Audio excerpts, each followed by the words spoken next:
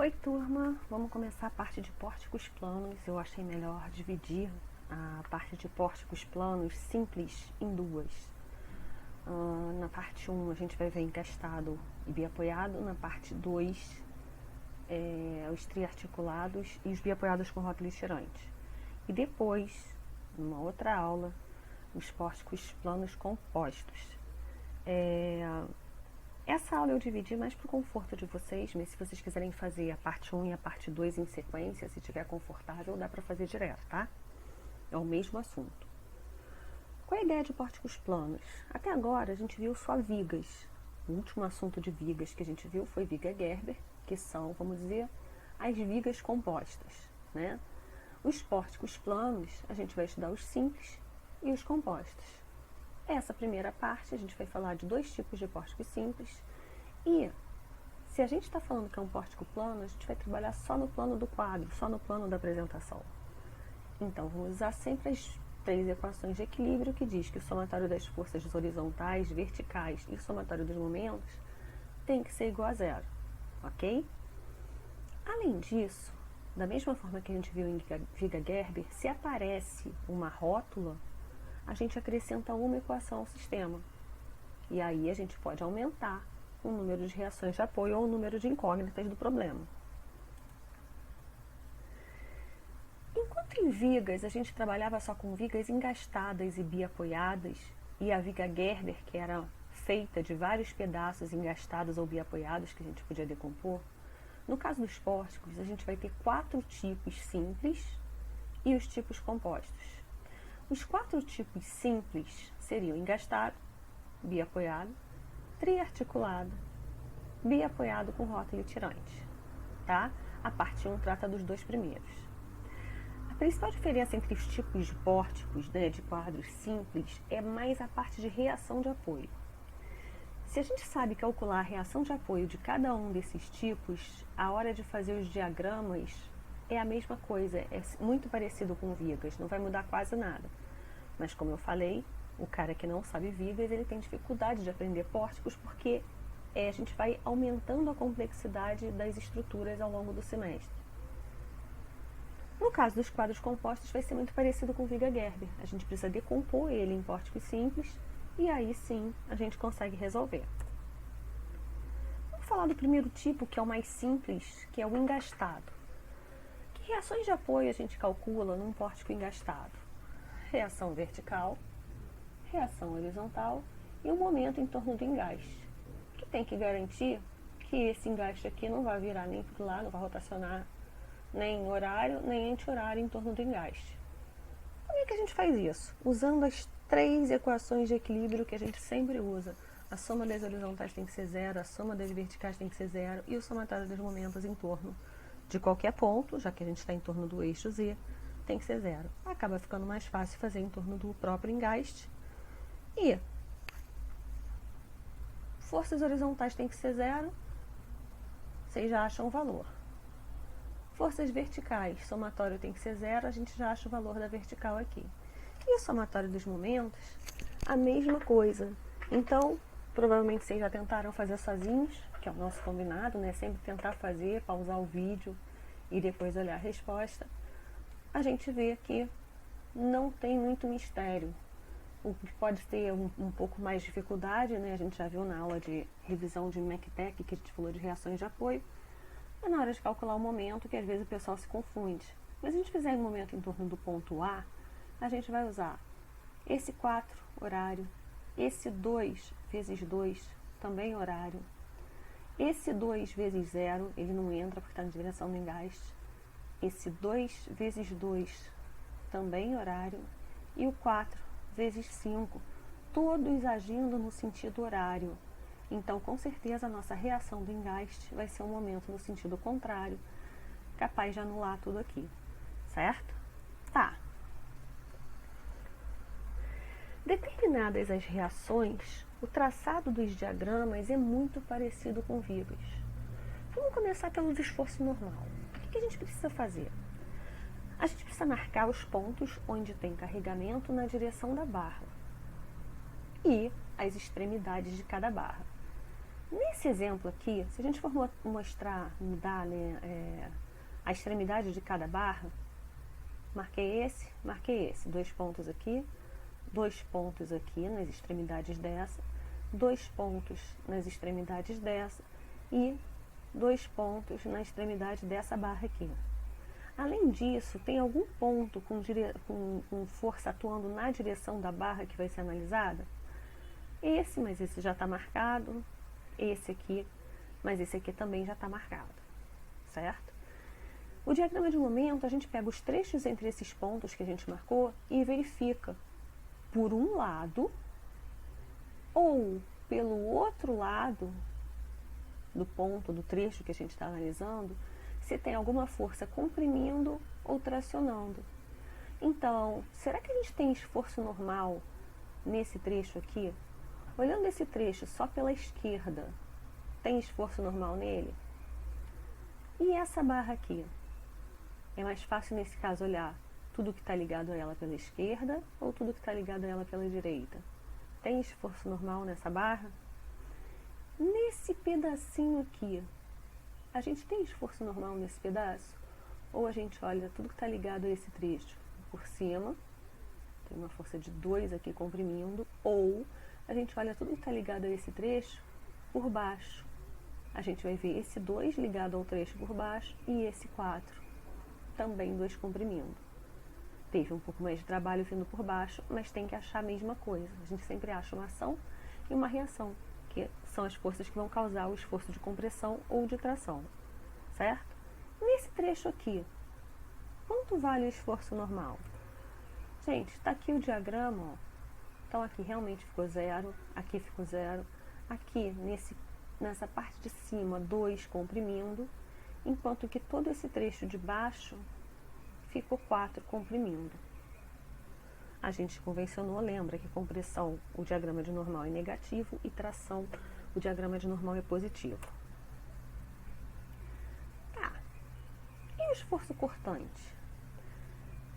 As vigas, a gente fazia o diagrama de cortante da esquerda para a direita, no caso das vigas inclinadas também, da esquerda para a direita, e a gente ia marcando, conforme as forças perpendiculares iam aparecendo, a gente ia marcando essas forças de forma cumulativa.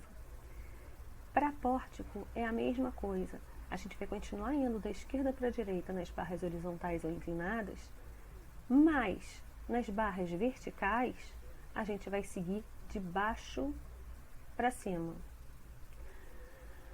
Ok, a convenção padrão é o positivo desenhar em cima e do lado esquerdo, e o negativo desenhar embaixo e do lado direito. É uma convenção que, por isso mesmo, pode mudar em alguns livros, né? Assim, a maioria dos livros, o Sequinde, a apostila, os livros que, vamos dizer, são mais usuais, essa é a convenção padrão. Não significa que pode ter alguém que no seu próprio livro convencionou de outro jeito e colocou, eu considero o cortante positivo do lado direito. Ok, se tiver todo mundo combinado não tem problema. Mas, a princípio, essas são as convenções que a gente segue. Com isso, se a gente fosse fazer o diagrama de cortante desse pórtico engastado, a gente poderia fazer essa barra aqui, ó, que é a horizontal, e seguindo nela da esquerda para a direita. Eu começo tendo cortante aqui? Não, só tem o momento aplicado não faz cortante. Quando a gente passa desse ponto para esse, quando a gente atravessa aqui esse cruzamento de barras, a gente tem que ver o que está vindo através desse cruzamento. Então repara, tem 2 descendo e tem 4 subindo. É como se a partir desse ponto eu subisse 2, venho até aqui e desço 2. Elaine, mas não é mais fácil fazer da direita para a esquerda? É, mas o sinal vai dar o contrário da convenção. Como a nossa convenção funciona de forma que o cortante, quando parece um binário em sentido horário, é positivo, se a gente vier pelo outro lado, descendo e subindo, conforme as forças forem aparecendo, vai dar tudo errado. Então, o cortante funciona da esquerda para a direita, fazendo dessa forma, e de baixo para cima. No caso da barra vertical, se a gente vier por baixo, a gente vai vir para cá com 6, vem aqui, desce 2, continua subindo, não aparece nenhuma força transversal, nenhuma força horizontal no sentido quando passa por esse cruzamento. E a gente continua subindo com o mesmo valor, com 4, até chegar aqui e fechar. O diagrama de vocês tem que ter dado algo assim, certo? De novo, tempo para vocês tentarem fazer o diagrama de momento, né?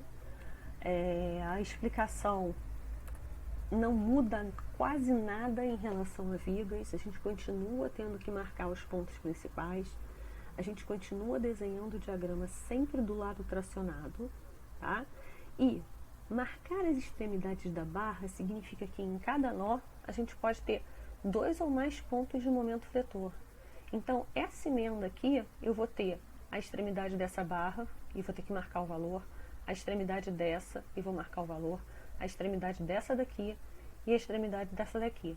E vou ter que marcar o valor de todas elas e marcar para o lado tracionado. Tá. Outra coisa importante é que a gente tem que fazer, como a gente já fez em normal e como a gente já fez em cortante, calcular o valor desses pontos principais olhando tudo que está ligado por um lado ou tudo que está ligado pelo outro lado. Então, se a gente quiser, por exemplo, um momento fletor aqui, ó, colado aqui no nó, só que na barra de cima, ou a gente pega só quem está ligado por cima, mais fácil, seria 4 vezes 1, ou a gente pegaria todas essas forças e momentos que estão ligadas ao mesmo ponto por baixo. Tá aí o diagrama. Para quem tem dúvida, né? Ah, mas como é que eu vejo mesmo o negócio do lado tracionado? Gente, lembra sempre do bob. Quando o bob está tracionando embaixo, é porque vindo pela esquerda tem algo rodando no sentido horário. E vindo pela direita tem algo rodando no sentido anti-horário. Já para estar tracionando em cima, né, o que acontece? Exatamente o contrário. A gente vindo pela direita tem um momento horário, né? E aí tem uma reação ou também um momento anti-horário do lado esquerdo. O momento a gente tem sempre que pensar, quando está fazendo o diagrama, no par de momentos. Da mesma forma que no normal, não é porque a força está para a esquerda que é tração, e sim se ela está saindo da barra é tração. No caso do momento, a gente tem que pensar no conjunto também.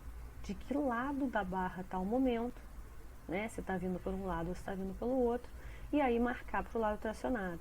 No caso das barras verticais, é a mesma ideia. A gente pode estar tracionando o lado direito ou tracionando o lado esquerdo, né? E aí depende, claro, o momento em cima sendo horário, a gente traciona o lado esquerdo.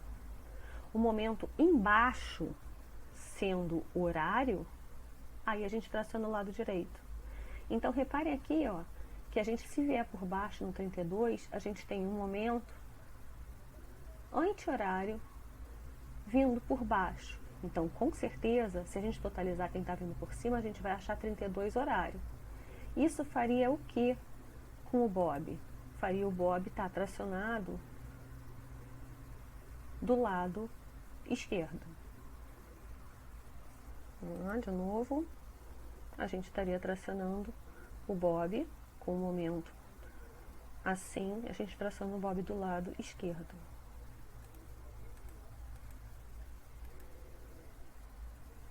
Tá, uma vez que a gente tem aprendido o cálculo das reações e dos diagramas de um pórtico engastado, o biapoiado vocês podem tentar fazer praticamente sozinhos e vão passando conforme eu for corrigindo. O que muda?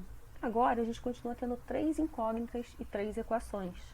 Só que a gente vai ter 2 reações verticais e uma reação horizontal, certo? Pode acontecer, a gente chama, nem dá para considerar um caso à parte, né? Porque o tipo de reação é as mesmas. Em vez de ter um apoio do segundo gênero aqui, a gente poderia ter um do primeiro aqui e aqui ter um do segundo, e aqui ter outro do primeiro, só que deitado, como esse exemplo aqui. Nesse caso, a gente também ia ter que calcular duas reações verticais e uma horizontal. Então, acaba sendo só um caso especial, né, que funciona a resolução como sendo biapoiado. Será que vocês já conseguem calcular essas reações de apoio para mim? Então, tempo para vocês calcularem as reações, é sempre bom praticar, e depois vamos lá para as respostas, né? Ora, se a soma das horizontais tem que ser zero, a gente descobre que HB vale 2, indo para o lado esquerdo. Se a soma das verticais tem que ser zero, a gente descobre que se a gente adotar inicialmente VA e VB para cima, VA mais VB tem que ser 4. Mesma coisa, somatório dos momentos, se a gente fizer em torno do apoio B, quem vai produzir momento aqui? Esse 8, horário, o 2 vezes 2, horário, o 4 vezes 2, anti-horário, e se a gente adotou inicialmente o VA para cima, 4VA. A gente descobre que no final das contas o VA é negativo e, portanto, ele é 1 para baixo. Acha que o VB. Esforço normal.